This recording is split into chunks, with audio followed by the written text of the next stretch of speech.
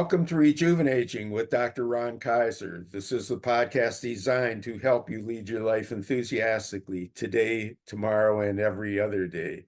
I am your host, Ron Kaiser, positive health psychologist, also keynote and TEDx speaker, and author of the triple award-winning book, Rejuvenaging, the Art and Science of Growing Older with Enthusiasm. As listeners to the podcast know, my goal is to have very interesting guests who lead their own lives with enthusiasm and have different ways of helping us to become better versions of ourselves. And we really have a kind of a different guest today, me. I'm actually going to be interviewed. While I've done some solo podcasts, haven't done the Rejuvenaging podcast as the interviewee. But I've got my wingman, Neil Haley, who is a fabulous podcaster himself, who is going to let me know how I should feel being on the other side of the microphone and being interviewed. Really have what I think is a real important message that I'd like to share with you today. And as a guest, I think I've already talked more than I should on the introduction. So Neil, please take over. But everyone's used to that, and that's why you have such your fan base that loves to always listen to your show, because of your background, your history, and especially what you're doing with Better Age now. You are the person to talk about how to grow older with enthusiasm. But another saying that you talk about is, why did you choose winning in overtime as a focus? Because you can do so many focuses with older adults, but you chose that time period. Well, I think the analogy is a really important one because of the fact that when we reach adulthood, older adulthood, it's kind of nowadays it's the equivalent of overtime. For example, at my age, when I was born, the average lifespan for an adult, for a male child, was like 60 years. And Social Security, which had already been established, didn't kick in till like age 65. So you didn't have to plan very much about things that are retirement based. You also, again, if I was going to live till 60, then the planning is a whole lot different. Now, I've already exceeded my expectations by more than a quarter of a century, so I consider myself as living in overtime. And I think some of the same principles that occur relative to a basketball game, a football game, any type of sport that has overtime, going into extra innings, whatever you may want to consider, I think there are lessons to be learned that are applicable to all of us who are either going through the aging process or plan to do so, which I hope is everybody. And that's key. And defining, I think the point is, I'm used to it even with my parents, my grandparents, that they were like that, right? They didn't live so long. They passed away. One lived a little bit longer, but they weren't ready for it. And now you go to the generation of my parents, and now my generation next, and we don't understand that overtime could be much longer. Yeah, absolutely. And the goal is, if you reach overtime, you want to win. Just like any team, if their goal is to get to overtime and don't think about winning, they're going to lose. And the same thing happens with people. So let's kind of delve into, how can we win in overtime, Dr. Ron? Okay, first of all, I think that the mindset is a really important one. That your goal was to get to overtime and that you're enthused about being there. If you're enthused about being there, as opposed to, oh man, I've got decades, what am I going to do with it? Then, you're a lot better off, creating that sense of enthusiasm and approaching it with that sense of enthusiasm. And then I think that it becomes important to play to win, not to play to not lose. If somebody plays to not lose, then that's a passive approach. But you want to be able to assert yourself and play to win. And in order to play to win in overtime, whether it be in sports or in life, it takes both offense and defense in order to, maximize your chances of winning. Uh, if you'd like, I could go over what I think that Absolutely. means. I wanted to add something because this is something when we started working together years ago when you were on my show, how I talked about how I was trying to, reverse aging, not knowing exactly what that meant. Now, where I'm at today, I understand that you have to, there's a lot of sacrifice to win in overtime. Even though I'm 51, I'm preparing for my 60s that I'm going to be very, very healthy. And your 50s is when your health starts to go, especially males, starts to not go as well, most males. So you learn that process. So tell us, more about that. But that's where I talk about is I'm really dedicating different things. And I say, is it worth it to have that extra thing or to eat this big meal? Or is it worth it to be very disciplined because you feel better? You have more energy. You're able to do so many other things. Yeah, that's a really important point. I'm glad you brought it up because we shouldn't start thinking about it when we get, to the older age ranges, because there's a great chance you're not going to be able to get there, or you're not going to be able to get there and have control over your life unless you start doing it.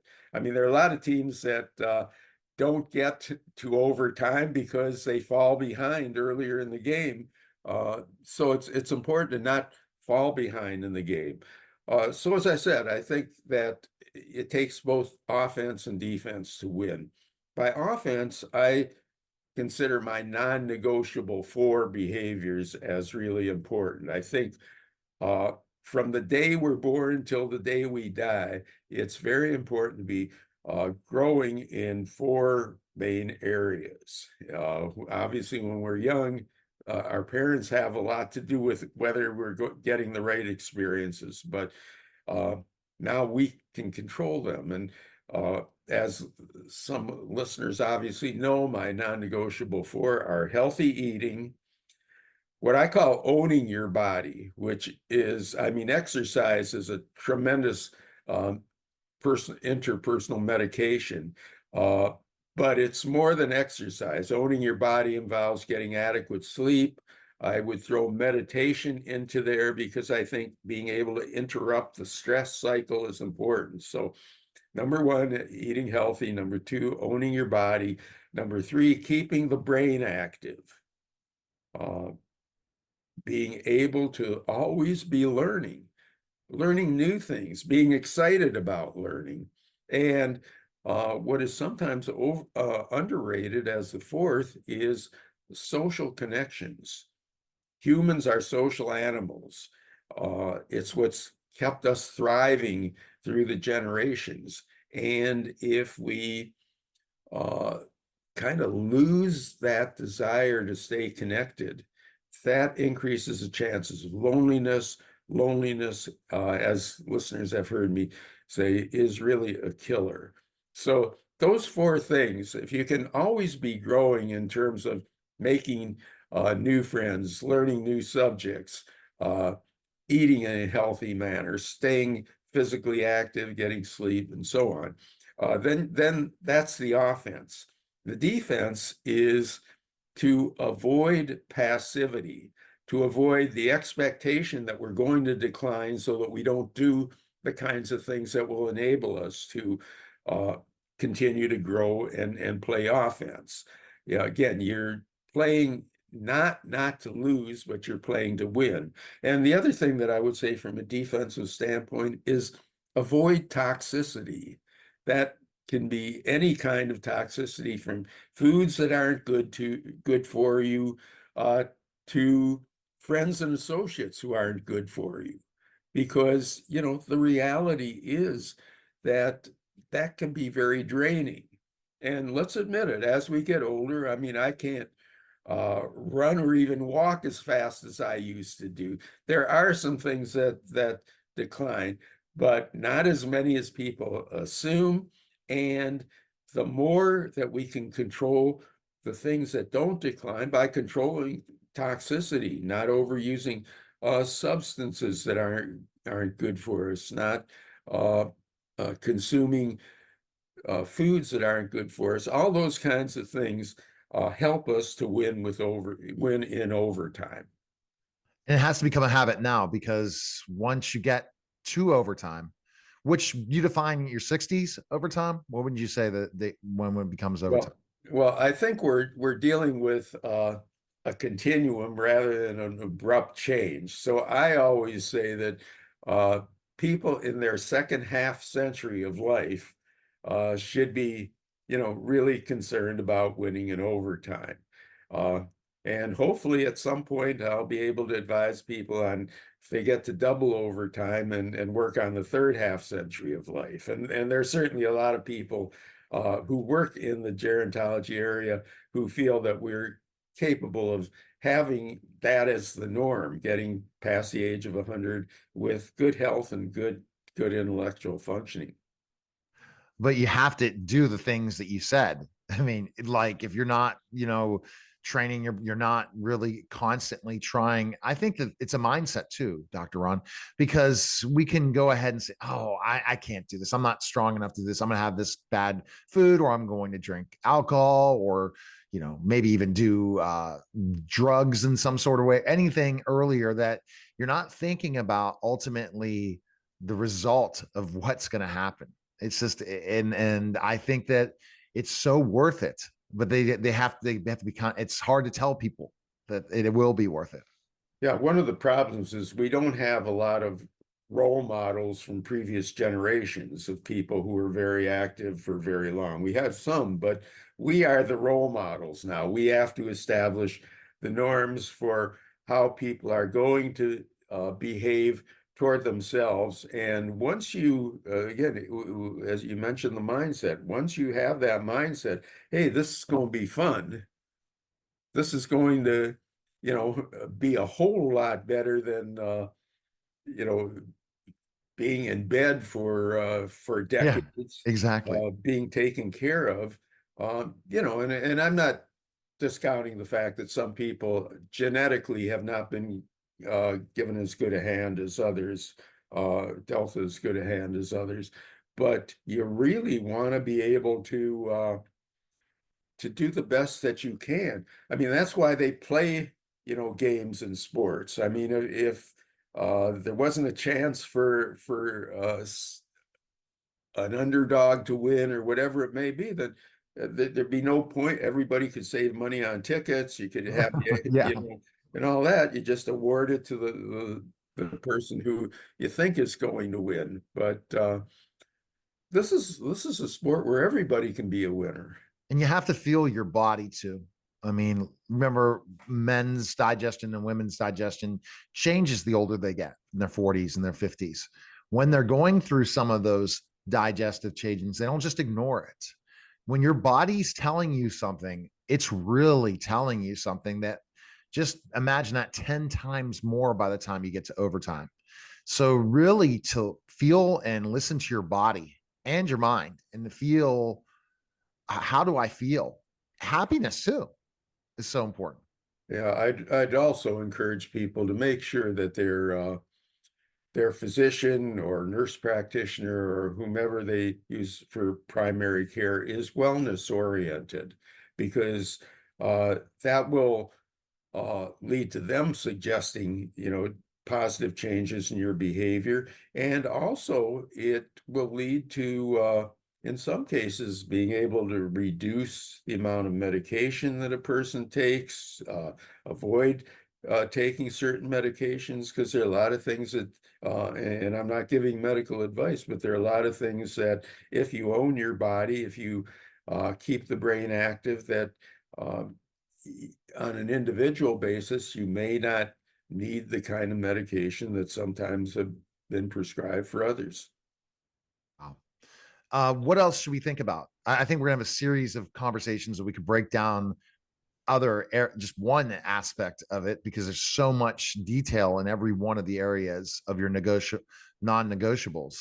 But do you want to go any further today? No, I think the main thing is I wanted this session to be kind of an introduction to the fact that we will have a separate series of uh, Growing Older with Enthusiasm podcasts, which this kind of is the first one. We'll have ways of people reaching that directly. And this will be the format because I think there's so much that I have to say, in a general sense, that can be helpful to people that will enable you to develop your own plan more specifically. Obviously, this was a general introduction to the whole concept, but we'll get into the specifics. I'll let people know about my individual mentoring program. Let people know about other things that are out there that can help them. And again, uh, we do a lot of this stuff through our guests in the Rejuvenaging podcast, uh, but this will be a little more controlled and directed at specifically at the older adults. So I hope people will benefit from each of these podcasts, and we'll kind of determine the schedule, but expect more of these on a regular basis as a separate group of podcasts. The main other message I'd want people to leave with is the fact that uh, overtime is a great thing. If you got to overtime, appreciate it, be enthusiastic, and determine how you can win in overtime. Well, and last thing before you always finish off your show, I would mention when we talk about this process is that you really have to be excited about going through this. I mean, instead of saying, "Oh man, I'm 51." Okay, I'm 51, and I know you're a lot. I have a lot to catch up to you, a lot of years. But I'm excited because I can do things in my 50s that I couldn't do in my 40s. So that's great. That's showing I'm doing the right stuff. And that makes me excited that age is just a number. And there's a chronological age versus another, and that's another conversation we can have. Yeah. Yeah, I always like to say that age is a number, not an excuse. And, if you accept that, then, it doesn't matter. I mean, you were talking about things that you can do that you couldn't do before. I weigh, I was never obese or anything, but I weigh like 25 pounds less than I did at my strongest weight. One of my joys in life is to go to when I go to the gym, to see somebody who's working on the machines and grunting and groaning as they try and do it. And I walk by and see that they're doing it with less weight than what I'm able to lift. So I can't say that for everybody. A lot of people can lift a whole lot more than me, but there are some challenges, things that you can do to challenge yourself as you move forward. Um, I think that we've done what we came here to do, and so I want to just close out by saying next week we will have a guest other than me on the Rejuvenaging with Dr. Ron Kaiser podcast, but you will get more of me on the Growing Older with Enthusiasm podcast, and you'll hear more about it. In the meantime, please feel free to be in touch with me. If some of this triggered some ideas in your own mind, suggestions that you can make, particularly that can be helpful to pass along to other older adults. And on that note, I always close off by encouraging people to stay positive and stay safe, and we'll see you next time.